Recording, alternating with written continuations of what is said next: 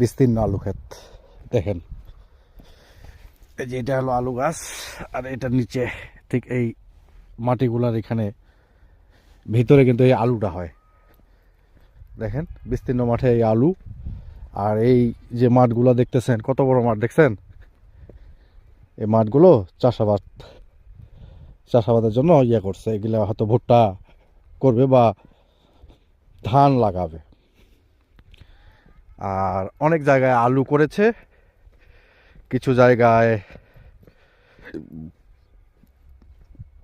ভুট্টা, আর কিছু জায়গায় ধান। এটাই স্বাভাবিক, যেহেতু সব ফসলগুলো দরকারি। আর সামনে ওটা কিন্তু রাস্তা, এই রাস্তায় যাইতে হবে। আমি যাব কোন দিক দিয়ে?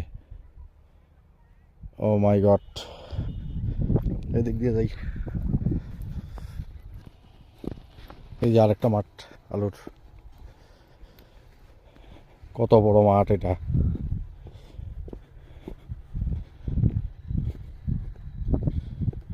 আর এই ঠান্ডায় কৃষকরা কাজ করতেছে দেখেন।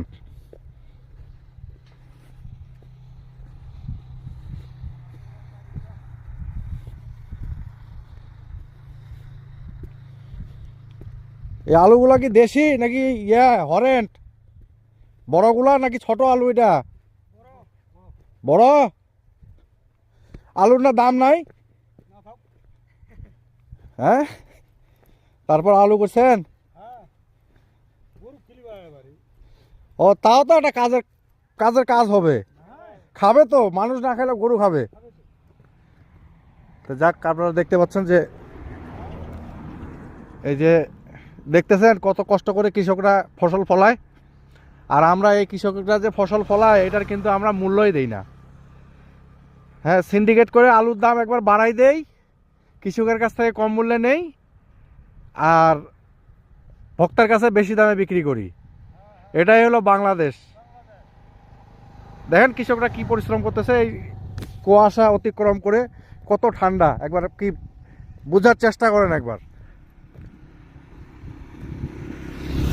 আর আমাদের মানবিক দিকগুলা কোথায়?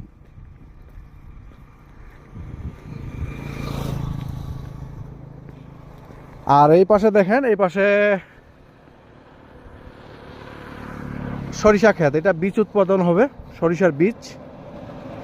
এই যে সরিষার এখনো ফুল ফোটে নেই, ওই পাশে ফুটেছে।